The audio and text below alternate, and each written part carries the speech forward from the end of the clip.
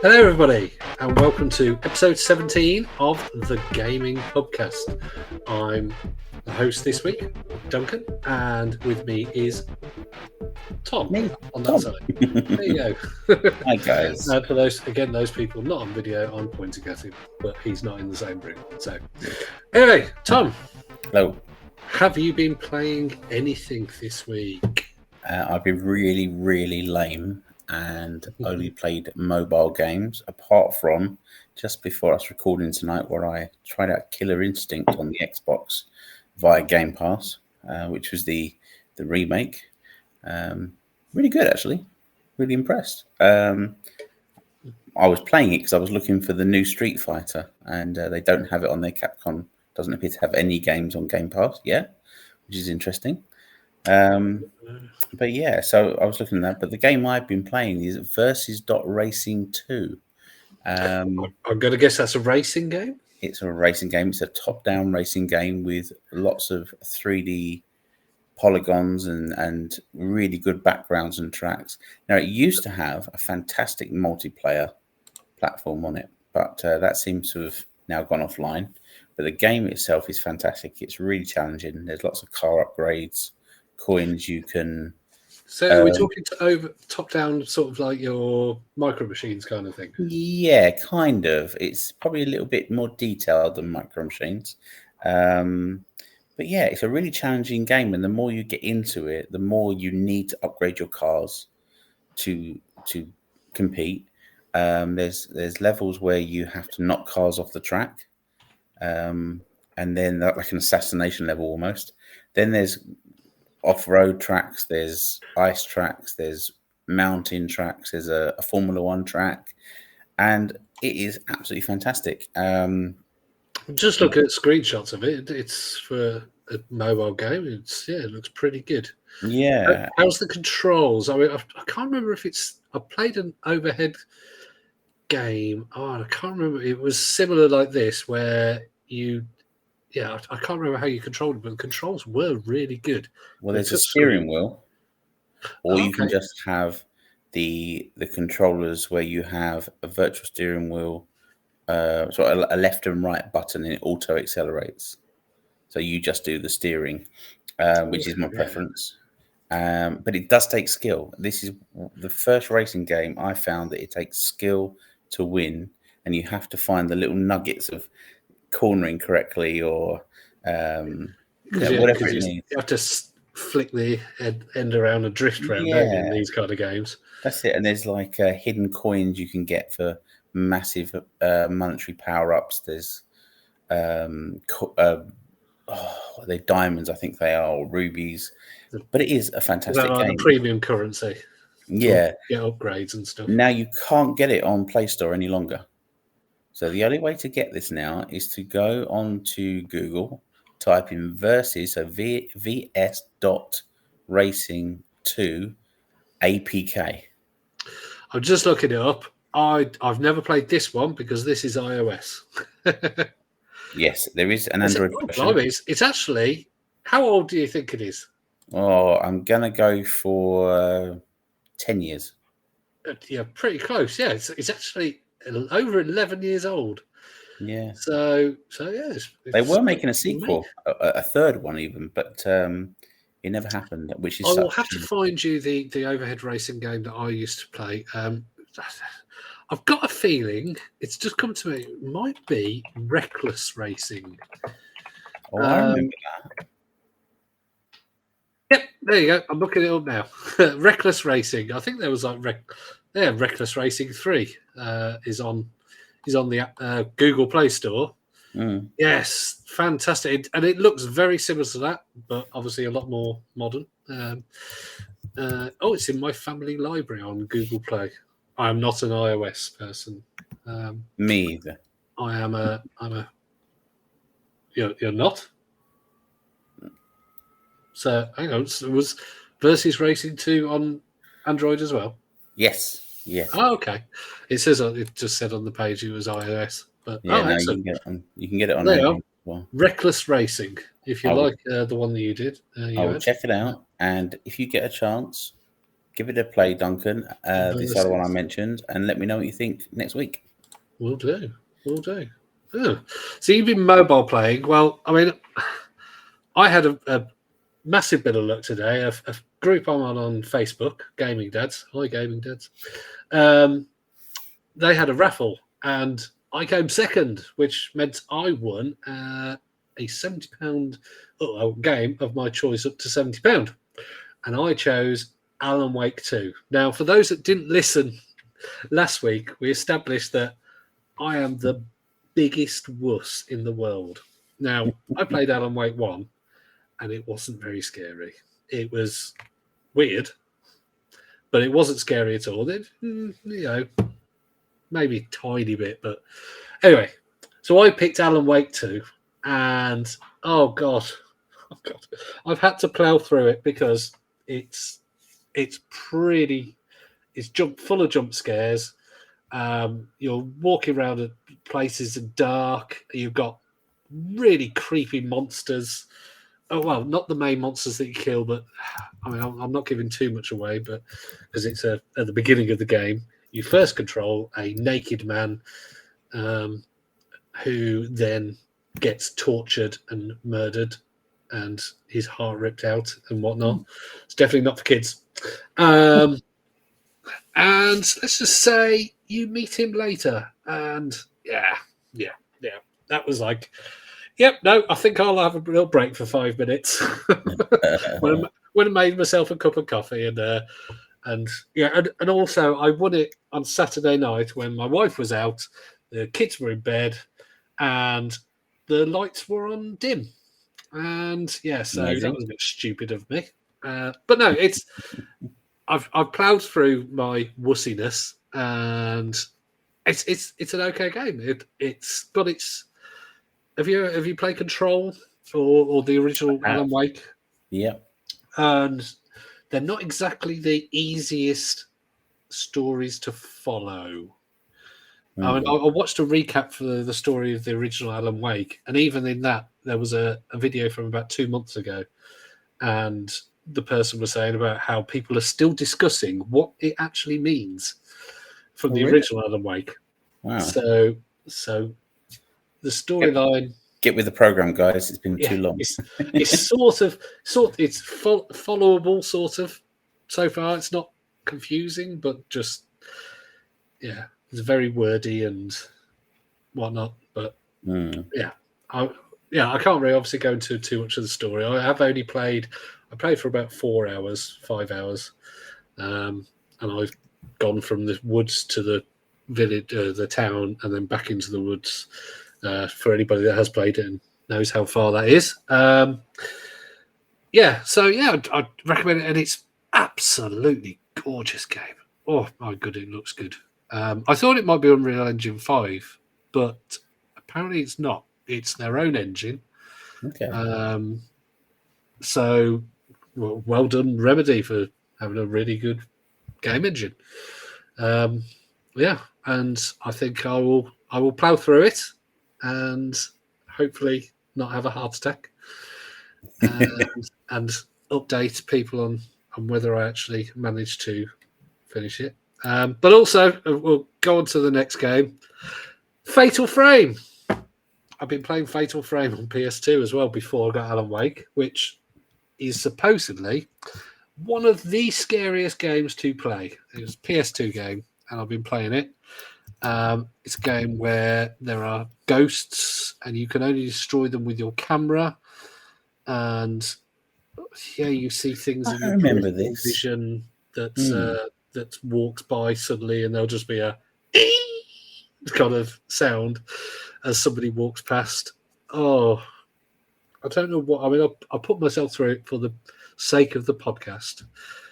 But oh god, even just sitting there, if the lights on, playing on the Steam Deck, so it's not exactly big screen scares. And oh god,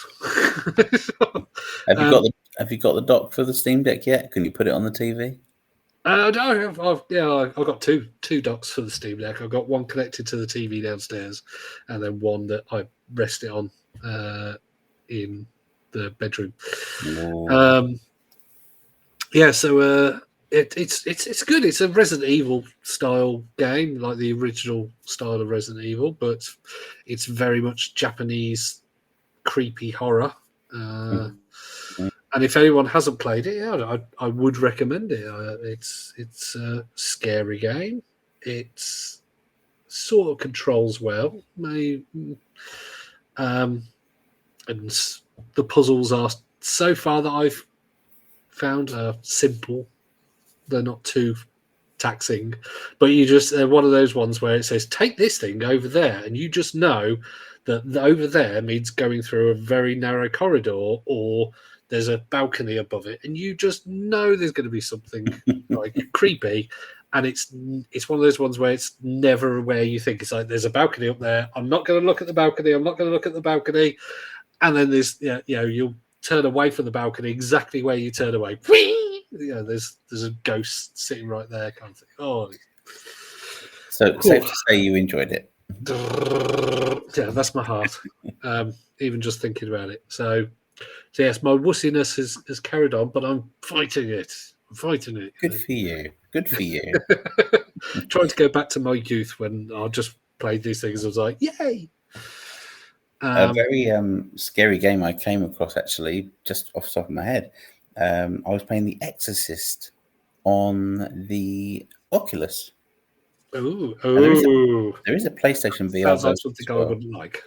Yeah. Is it to celebrate the new movie, which apparently is terrible? Oh, I've watched it. It's dreadful. It really is bad. But this one is from Exorcist: The Beginning, I believe, which was another remake, which actually was quite good. But it's an on-the-rails horror, so things jump out at you. I feel it's one for you, Duncan. But it does get you. Just want to torture me, really, don't you? That's all. You just want to sit there and go, yeah. No.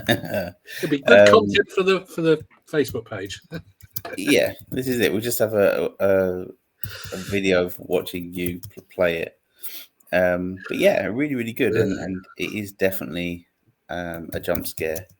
I'm just trying to find you a link so you can see. Oh, it's called Legion VR, Exorcist Legion VR. There we go. Well, yeah, if it's anything like the Resident Evil 7 VR, yeah, I'll be squealing like a little girl. It says the most disturbing experiences available on virtual reality. There we go. Yay! Fantastic.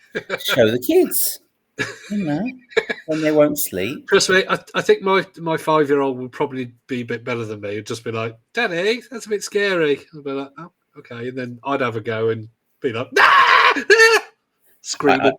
I'm just reading one of the reviews here, and I wonder if you wrote it without even knowing you'd done this.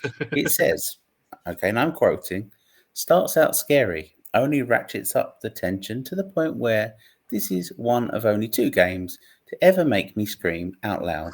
Not an action game, a walking simulator, given tools of progress, and the progress to perform exorcisms on demons on each chapter. Oh God, it's filling me with dread just thinking about it. The power of I don't think I could come round yours and play on that. Yeah, no. Is that a freebie or is that It's $18.99, but I do own it. It's a shame. On my stepson, he won't be able to buy it. Well, I do own it already, Duncan, so it's absolutely fine. You can pop over, we should do a cup of tea, and give you some meds, and leave you be. Oh dear. Well. On a lighter note, I also played, because I've been trying to play the alphabetical things, a couple of games in the D's and F's. Mm-hmm. One I played was, I don't know if you've heard of it, Dark Cloud 2. Oh, yeah. It's an action RPG. I haven't got very far in it because I haven't found any more characters, which is a whole thing with different characters that you can pick. And I've got one so far. And yeah, it seemed like it was a good premise. The story seemed like it would be quite good. The only unfortunate thing is the it's an action RPG, and the action bit is not the best. It's not terrible, but with all modern action RPGs and your Baldur's Gate Dark Alliance kind of things that work really well, and the action is really good. it's that part of it has not aged well. It's reviewed very well, and I'd agree with a lot of what they say from what I've seen so far. But yeah, I'm struggling to get through it. But it's one that I would struggle through. It's just I've had so much else to play. Very Great. cartoony graphics, but for Yeah. 2002 or something when it's from, not bad. Good looking game. Yeah. You know, very cutesy, Very Neo cartoony. Geo, I'd say. Yeah, it's got a sort of almost cell shaded look, like your Borderlands kind of thing, but cutesy, not murderous psychos. Yeah, and I'm enjoying that. So I may at some point go back to that and actually, give it a go. But I think it's a game that you probably need to put 20, 30 hours in. Reminds me a little bit of Metal Slug 3. Oh, it's not that much action though. No, it's very, you just you can block and you can dodge and you can hit, or you can heavy hit. But then there's also a vehicle you have but all your weapons also have power, like energy and like health bar, and you have a health bar. And there's very much dungeon sections. So there's story sections, like a town that you can go around where you have to find things. And there's a whole crafting system where you have to take a picture of something and then you can use that as a crafting ingredient. And then you find little ingredient lists all over the place. Oh, to craft this, you need a picture of a pipe and a picture of a sack or picture of a tree of some kind. So you have to get the picture and then you can use the ingredient, or you can go and buy the ingredient. Who has the patience? Yeah, it's quite in depth, I think. At first I thought it was going to be a very shallow game, just a bit of simple action, finish it off. But no, every time I play for sort of 20 minutes, 30 minutes, as long as I completed a bit, another thing would come out and be like, oh yeah, now you got this thing to do. So it's a very good game for its time. Yeah. Whether it's aged well or not, yet to see. Don't think it has, but it's still better than most of the games I've played from PS2 so far. And speaking of which, Family Guy. I played the Family Guy game. Love it. It's not a terrible game. It's basically a bunch of mini levels with each character having different types of level. Like, Stewie will have one where he's got to control people and shoot people, and then you'll have stealthy section with Brian where you've got to creep past people, and the stealth sections are not very good at all. And it's got, the characters have things that they say, and by the time you've played for 20 minutes, you've heard Brian say the same thing 30 times. It's a strong 5 or 6 out of 10. But released ironically around the same time as the Futurama game, which is very similar in graphics and speech. Probably made by the same people, isn't it? Yeah, just got a job lot of licenses. Yeah, no, I've never played the Futurama one. that's worth playing. More so on the GameCube than the PlayStation. Okay. Yeah. Well, I like the fact you can fight the chicken in Family Guy. I haven't got that far. What have I? There was a level with Peter, a level with Stewie, or a couple of levels with Stewie, and a couple of levels with Brian. And it's also Peter looks weird. He looks like how Peter looked early on in Family Guy, because it is an early Family Guy game, and he just looks a bit weird. So yeah, it's, as I said, a strong 5 out of 10, but it is a 5 out of 10. Giggity. Indeed. Quagmire is in it quite a lot, doing his usual PC self. But no, that's I think pretty much That's all your I've been week. playing recently. I've been playing things with my son, so I've been playing Minecraft. I've been playing Headbangers. That's a new one on Game Pass, which It's like a mini game battle royale. Not It's bad. very posh. Wow. But it's yeah. Some of the games are fun. Some of the games are okay. Mm. And some of the games are 1v1, which I've had one game where I did terrible and I won, and Oh, another game where the same game where I did absolutely brilliant and lost. And it gives you your list everybody's time reactions, average reaction time, and mm. yeah, you'll get people knocked out that are much better than people who got through, and so there's a bit of annoying parts that. Yeah. So it depends on who you are against. Um, but no, that's a good game. If it's on Game Pass, I can see it being free to play at some point. Mm. They're just trying to get people into it by getting on Game Pass. See if people buy things. I would say, but give it a year, it'll either be closing down or it will go free to play.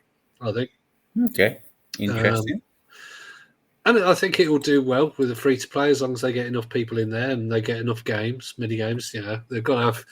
I mean, look at Fall Guys. Even before it had the creative thing, probably had 30, 40 different maps. It's nothing like Fall Guys. Mm. It's more like a WarioWare kind of, but not so the levels aren't so short. Yeah. So Headbangers played that. Not bad. I would say it's a One for the freebies. yeah. It's yeah. The fact that it was on Game Pass means it was fun. If I paid £30 for it, I probably would. Yeah, well, I wouldn't pay £30 for it. I'd play it as a free to play game and enjoy it. So I think that's what we've been playing, haven't we? There was some news this week that's annoyed a lot of people, but I think there's been a lot of misunderstanding about it. Is that Xbox? You read this as well. Xbox Yep. have announced, or it's been put into the latest preview version of their Xbox OS, that they are blocking unlicensed third-party controllers and third-party peripherals. Now, everybody's been like, oh well, yeah, I've got this controller, oh no, and okay, is going to affect some third-party controllers, which are perfectly valid. Mm-hmm. But I think the main ones that are probably going to be annoyed by this are probably the fighting stick owners, because a lot of those are custom, handmade, or modded, Yeah. and those are quite possibly going to be blocked. Um, You can understand why Microsoft's losing a lot of money, but it's also well, they're spending a lot not of doing money on that. Game Pass. The reason they're trying to do this is to block. There's a thing called the Cronus Zen, which you can use other devices on as your controller. Mm. So at the moment, you plug it in, and you can plug in a keyboard and mouse. You can plug in a PlayStation 5 controller, your Switch Pro controller, and play as if it's an Xbox controller.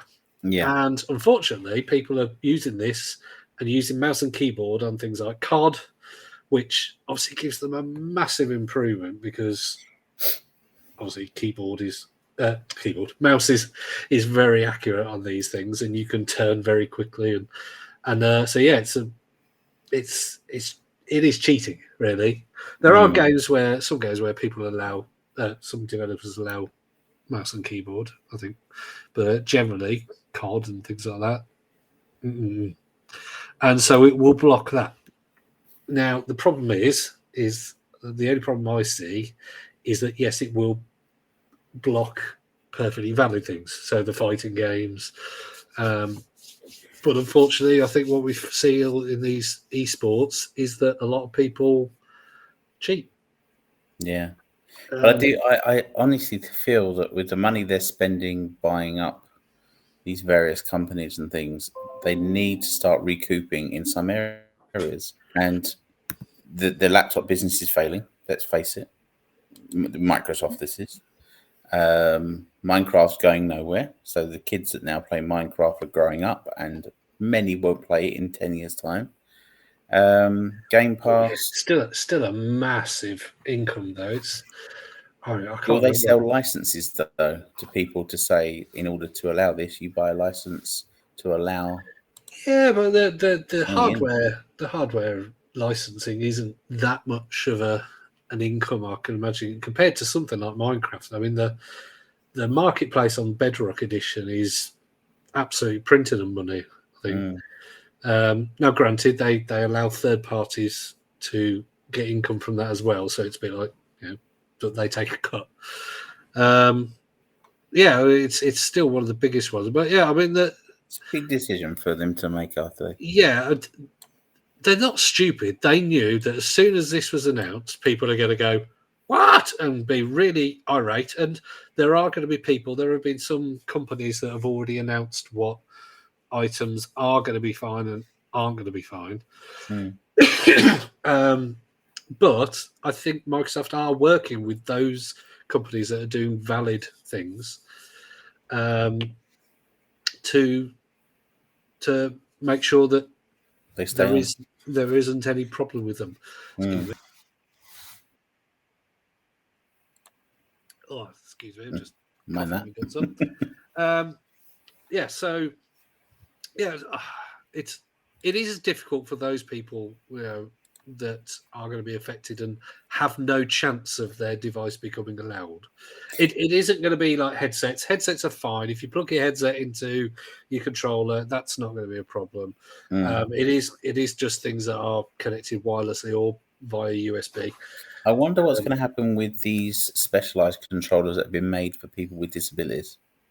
That's one thing. I think the access controller is probably going to be a bit of a weird one for them, because obviously you can plug lots of things in that make it easier for people with disabilities, but equally does that mean people can then find a way of putting a mouse and keyboard into that? I'm sure there'll be a way to circumvent the ban within weeks or next to A4. Oh, I can imagine so. They'll be playing whack-a-mole with updates, even probably to the Cronus Zen. There'll probably be updates. But then, if they start using Microsoft software or everything, they'll be able to come down on them with illegal. All their their lawyers will be straight onto them. So watch this space, I guess. Yeah. So yeah, if anybody does have anything that is going to get banned that they know, yeah, I hope let us know. It'll work on PlayStation, so don't worry. Well, I mean, ones that connect wirelessly to Xbox, if it's using the proprietary connection, won't. Only if they're Bluetooth, isn't it?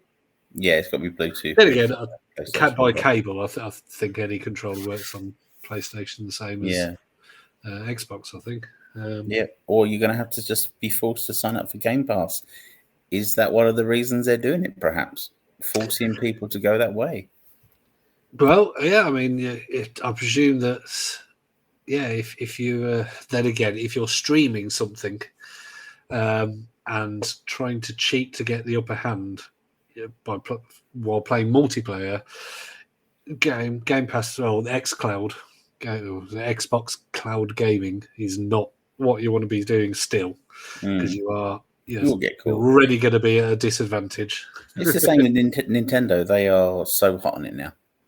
You'd have these, well, I'll make the assumption they were Chinese or Japanese players by the names they used, and they'd come in and they'd race off in the distance, and it said they were playing with a steering wheel in the Wii days, and you think, there's no way, you've got something going on there.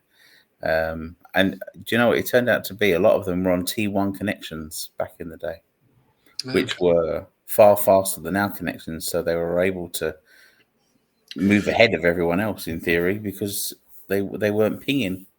Yeah, there's all sorts of weird things. I mean, on Rainbow Six, I used to play a lot, and there was I don't even still to this day don't know what they did or how they did it. There was, I think it's called IP lagging or something. That's it. Where you'd I think it was basically a way how you can make it look like you were somewhere and someone would shoot you, but you weren't there, and so they could shoot you, and you didn't even know where they were, kind of thing, because they were lagging.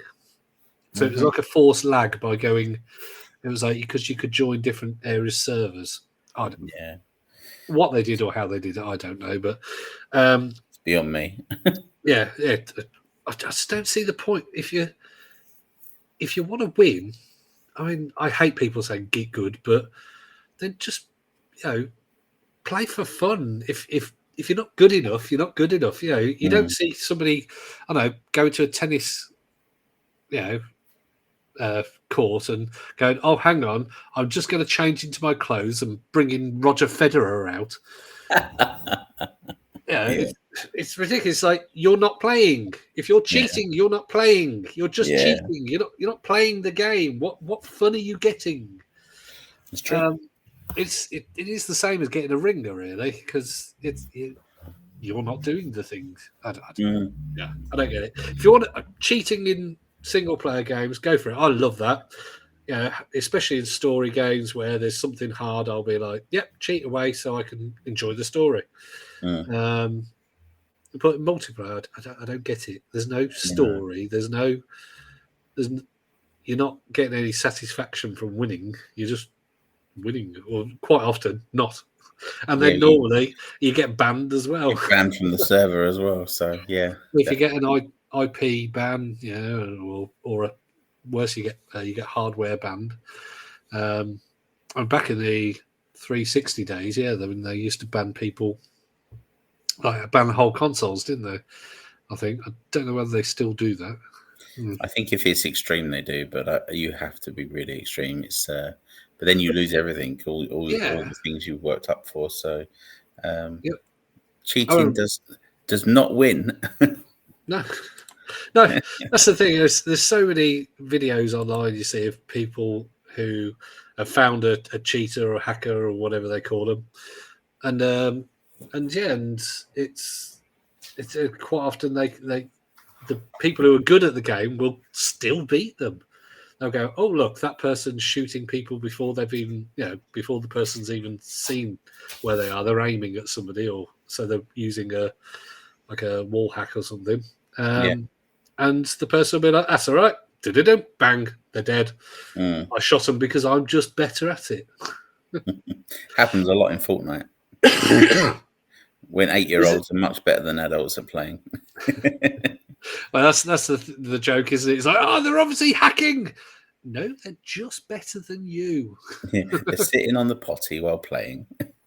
I used to play Rainbow Six, as I said, and we had somebody who we used to play with occasionally, who had his spinning, like his sensitivity so high that he used to be able to spin around like so fast, to the point where, and it wasn't mouse and keyboard. He didn't have a keyboard or anything like that because he used to be able to just turn on the spot constantly. But it was spinning almost like this person had a rocket up their backside. But he was absolutely fantastic. He would hold the entire team, and he used to be able to control that. Whereas I used to, with first person shooters, I normally have to turn the sensitivity down because I'm not very good at them. Well, I can't do it with them very well because there's too many buttons and don't have the hands for that. So I now use my phone as a controller to the PlayStation to play Call of Duty.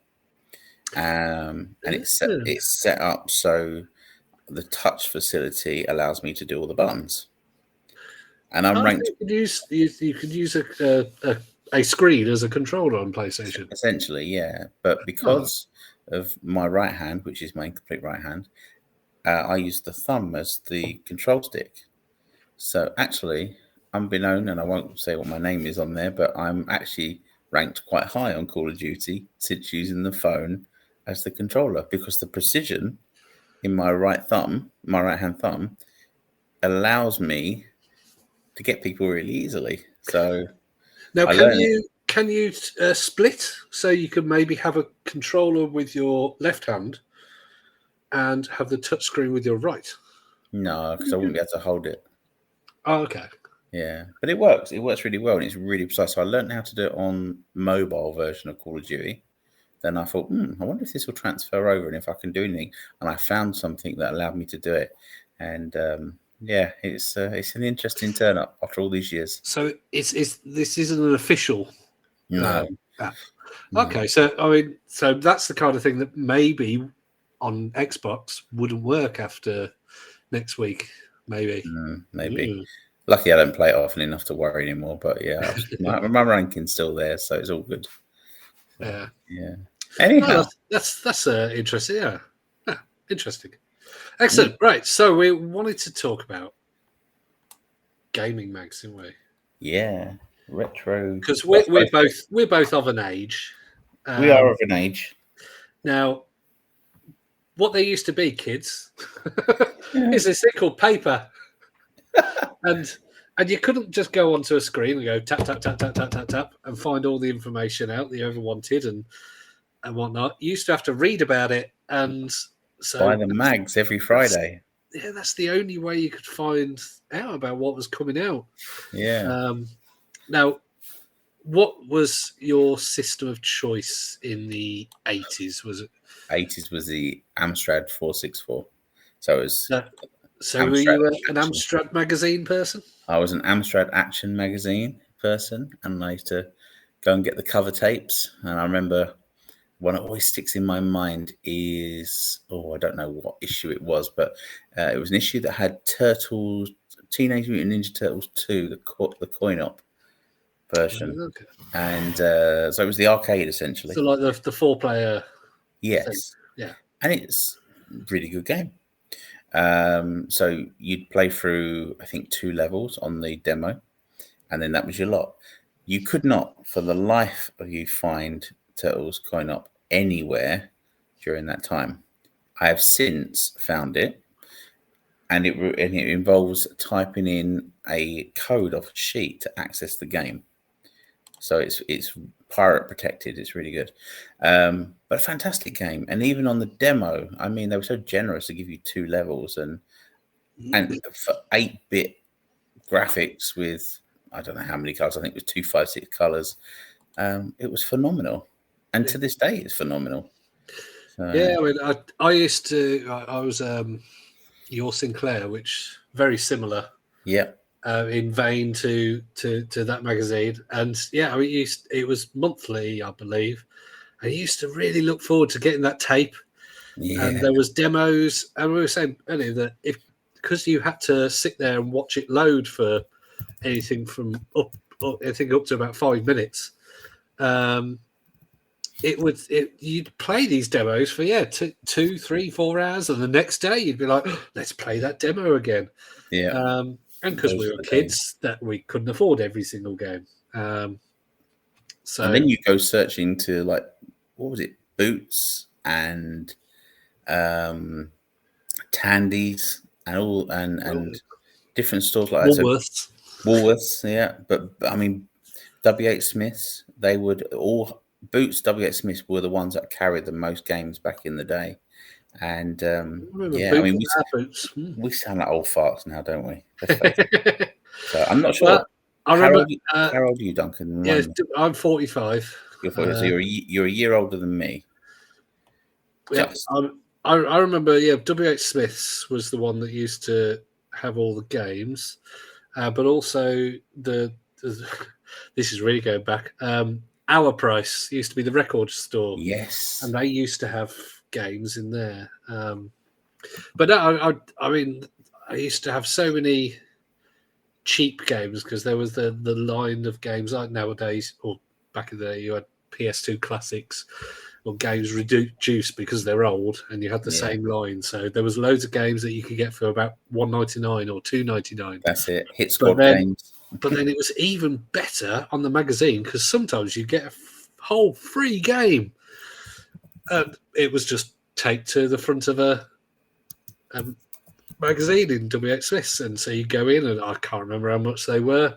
I can let's see. We've got them on the front of here. £1.50 It was in 1988 with a full price game for free. So Amstrad Action in 1991, the Turtles issue 68, May 1991 was £2.50. Oh, well, I'll look at the the old one. The new ones haven't got copies of the covers. I'm just looking up. In 1990, it was £1.85. I'm just Which looking up. would now, with inflation, be just over £10. What? They are. 4 free games: Mars Sport, Ninja Hamster, Moonlight Madness, and Wizard's Lair. There we go.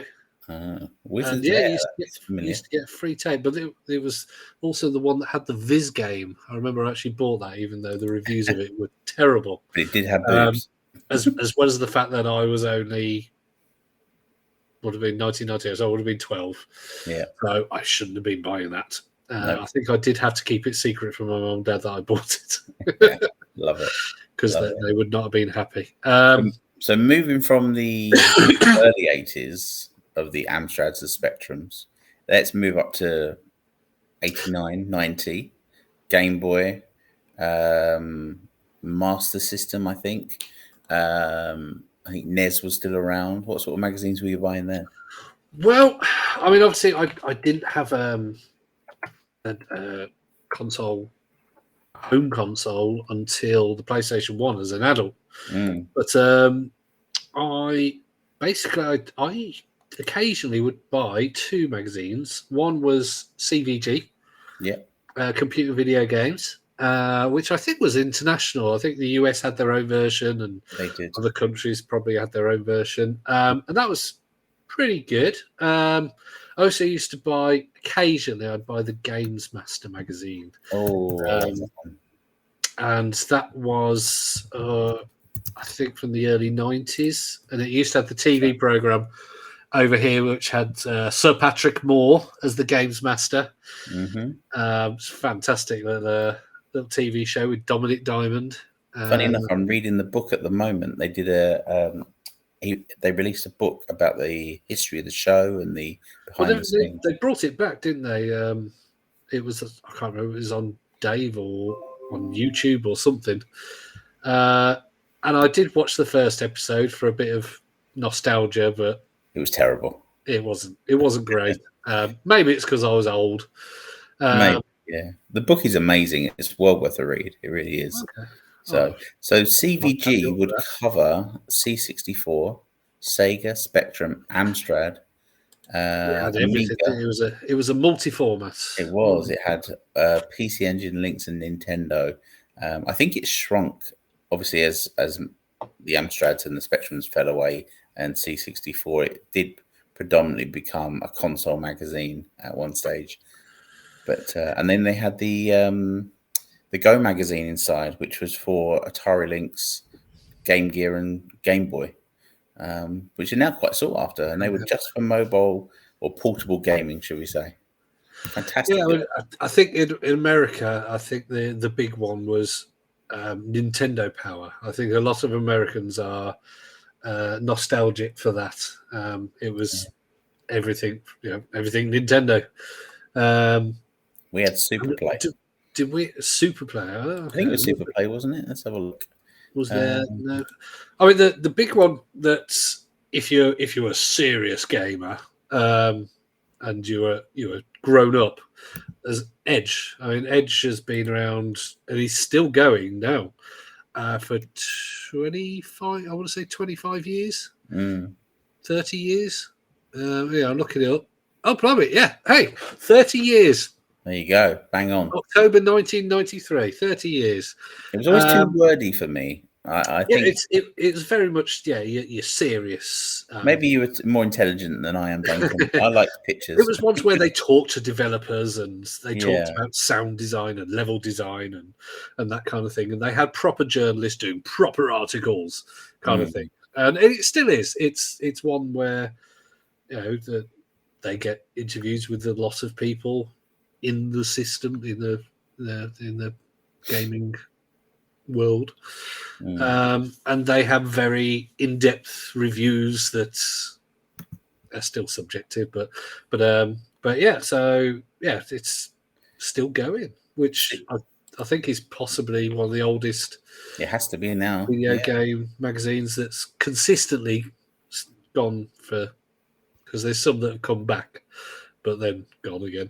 I think Super Play was my favourite because it was all very cartoony, and I was a big Super Nintendo fan. They did recently bring an issue back in Retro Gamer last year, I think it was, and they did they remade the magazine with a new issue and interviewed loads of people involved in the mag. That was fantastic. Super Play was only around for 4 years. I know, and it was amazing. In fact, one of our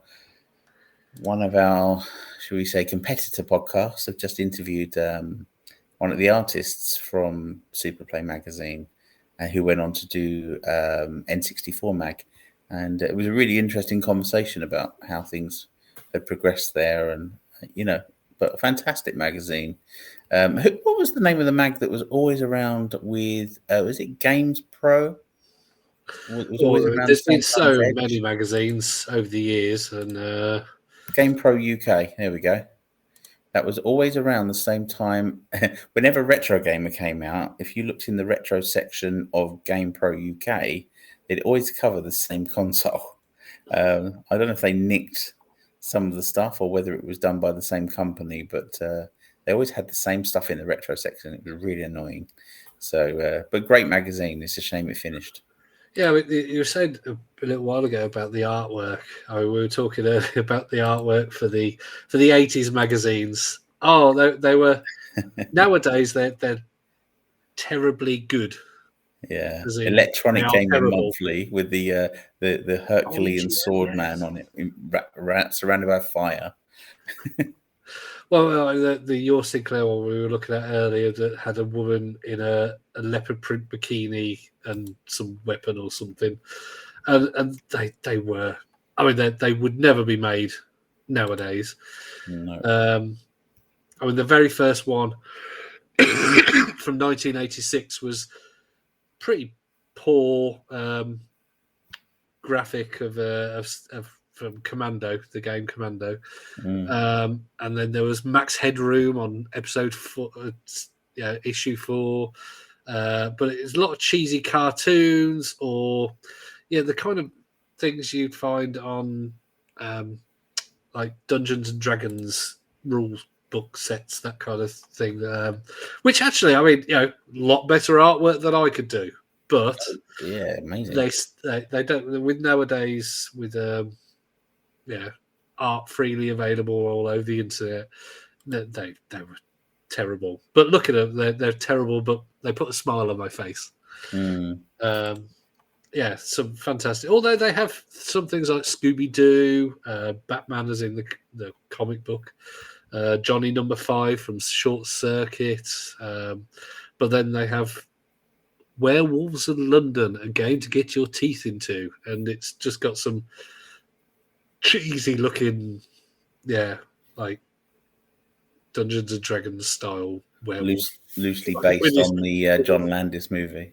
Yeah, with his fingers up like this, going I'm not scared of pictures like that. No, that was really definitely. I always like what was it called? I think it was a magazine. I can't remember the title, but it would always have things you could program in it. So you could get on the Amstrad programming games like Pontoon and silly little games like some spaceship game. But within it, the covers and the artwork would be, like you said, half naked women and dragons and things that were just so outlandish. But they were the only way to sell these magazines to people. And let's face it, back in the 80s, it was all teenage boys, young boys, and that kind of thing. There was girls as well, but they were selling to the boys, weren't they, back in those days? So, and comics were big as well. On covered or not covered, and young boys were going to go, oh, I want that. unbeknown to their parents. But I mean, comics were also a lot bigger in the 80s, I feel, and I think maybe gaming magazines tapped into that comic genre and that love. And I think you'd have things like Superman on the cover and Fantastic Four and X-Men and things like that, and they all sold. I remember the one gaming issue, and Cyclops was on the front shooting out the lasers out of his eyes and things like that. So look at it, the one with the lady in the leopard print. Yeah, she's got a chain going from her bikini top to her bikini bottom. She's got a whip. Yeah, and it's Scoop Preview Vixen. It'll whip you up to a frenzy. Plus your Vixen pinup inside. ooh, And but then the next issue was has a picture of a humanoid pig with a chainsaw with blood all over it. as you do. They didn't always have a semi-nude lady on there. Although a couple of issues later, there was Barbarian 2. And so it had the female Great game. version of that. Of course, these females, they don't need armor, do they? and pretty much she's just got not even a bikini. It's just a piece of material around her chest while stabbing something. And, she's kicking butt, but... Of course, completely unnecessary. I mean, I feel very well dressed. Yeah, just look at it. I could talk about these for hours because they're just hilariously bad. Some of them. Do you read Retro Gamer now, Duncan? No, I don't read much. Although I have got a coffee table book about point and click games. I'm still working my way through, but it's fantastic. Funny enough, you mentioned that we have. Excuse the noises in the background. My dog's deciding to clean himself. There's a game that, a book that's coming out. Get my words out. That is coming out from Geekline Publishing, and it's going to be on the Game Boy and the Virtual Boy, and it goes into It's got two separate books within the package, and it has all about the games, and then all about the systems and the accessories and everything else. Something I'm planning to pick up when it's released later this month. So that's another read as well. Who that's by?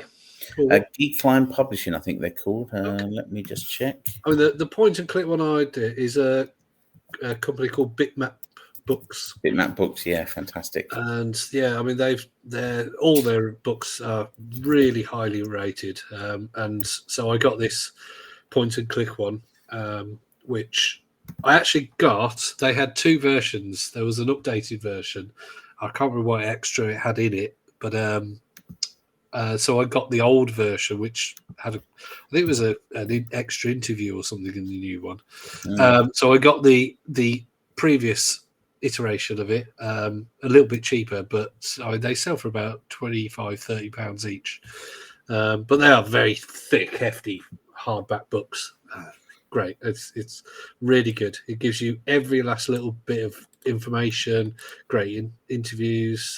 So I like those kind of books. So I mean, I'll have to have a look at your. I'm just trying. It's called Geeks Line. So it's Geeks and then dash line, and they are releasing the book at the end of this month. It's Game Boy and Virtual Boy. Anthology Gold Edition. They also do things like the Super Nintendo and comes with 3D glasses. But they do some really good books. I've got the N60. I've got the GameCube one, Super Nintendo, the Mega Drive, and obviously they've got these ones coming up as well. So definitely check out their website, guys. If I could actually find their website, I would. It's geeksline-publishing.com. There you go. Duncan found it, but they got 12 different books.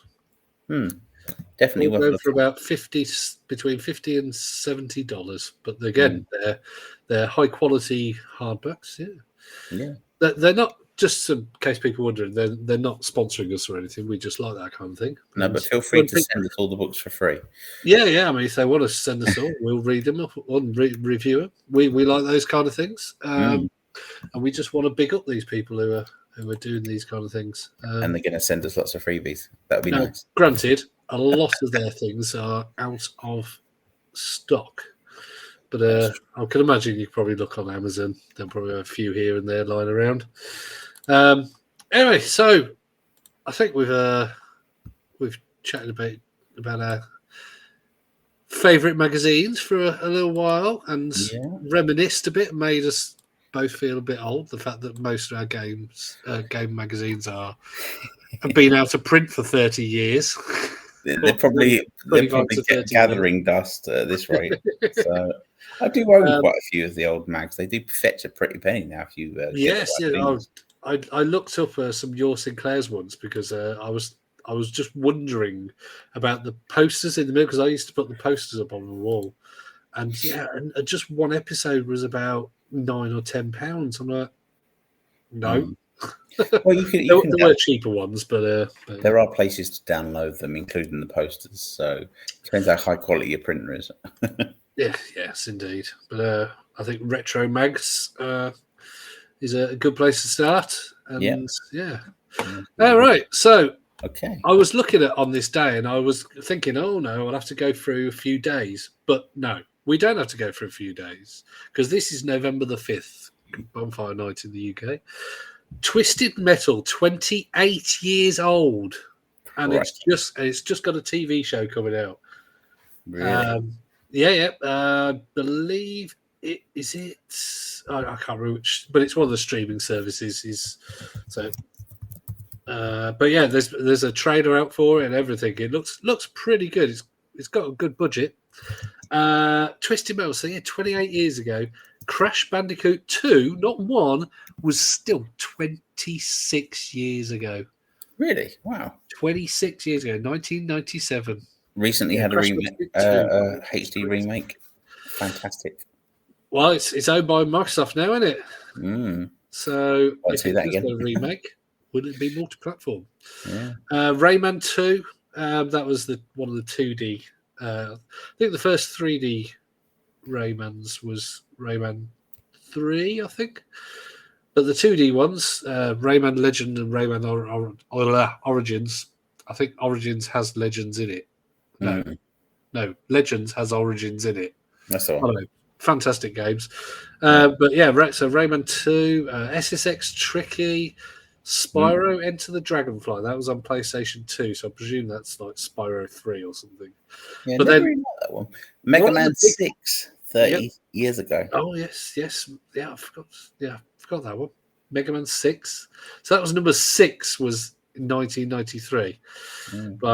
But then a big one because obviously it's had a remake. Call of Duty 4 Modern Warfare. 16 years ago. I mean, I would have been 29. So back when I was young and not scared of every single horror game.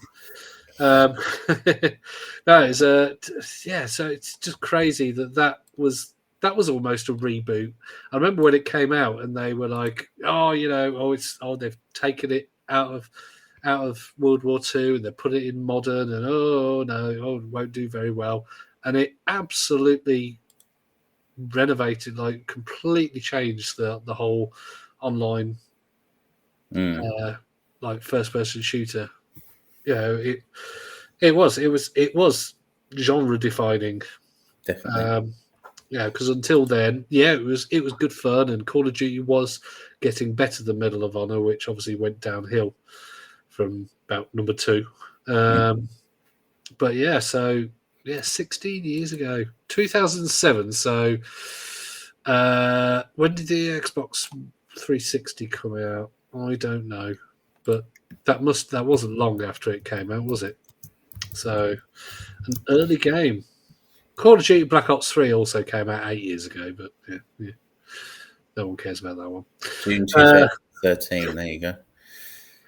And it was a good day, November the 5th. One of my favourite games, which is actually 22 years ago tomorrow, so it needs a mention, Siphon Filter 3 on the PlayStation. Okay. I played the first one on PlayStation 1, but I never I never played anything more than that. The third one is by far the best one, I promise you. Okay, what platform was that on? PlayStation. Still on PS1? Yeah, yeah. Ah, okay. Great game. Fantastic. In fact, I would say that GoldenEye on the N64, which was everyone loved, was a copycat of Siphon Filter 3. Ooh. There's an interesting one. But one big mention, just as we finish, Mario Kart Double Dash 20 years ago, as of November the 7th, a couple of days' time, but probably one of the best Mario Kart games on any system, but the GameCube it was released on. Fantastic. I think it's definitely it's a series that separates people on which one's the favourite. Which one's your favourite? I do you know what, I haven't played enough of them to warrant which one is my favourite, but I mean, so I've played 8 a bit, but back since then I've not. Yeah, no, I couldn't tell you actually which is my favourite. I like the current one. Yeah, it's always good fun, except for getting hit by a blue shell as soon as you're in the lead. I think for me, always the first one, the Super Nintendo one, and the Double Dash. I think those were my two favourites. I've always loved the Game Boy Advanced version, but I never enjoyed the controls. But yeah, definitely Super Nintendo and the GameCube Double Dash version were my favourites. Another one, November 1st, Alex Kidd in Miracle World. Oh, 37 years ago on the Sega Master System. Wasn't that this? Oh, and there's one for you as well. Oh, no, for Martin. Oh, sorry, we haven't actually mentioned one Martin, is he? But he's out with his missus, isn't he? So, hope you've had fun, Martin. And here's one for you. Donkey Kong Country 3, Dixie Kong's Double Trouble came out 27 years ago. Wow. Yeah, so Super Mario Galaxy, 16 years old. Anyway, right, I'll stop talking about them because we could go on for ages about what's come out and whatnot. Lots and lots. But yeah, so we're going to say the thing so that YouTube picks it up. Like and subscribe. Like and subscribe. Like and subscribe. Yeah. Do that. And if you've got any questions, if you've got any opinions, let us know. We'll quite happily discuss, and we might discuss you on a future episode. And yeah, and thanks for listening. Maybe we'll post some things on our Facebook groups regarding the stuff we've discussed today, and you can share your favourite historical gaming mags, and maybe eventually I will get onto doing horror VR, and we'll record that. Yes, as it happens. Right, good night, all. Bye. Bye.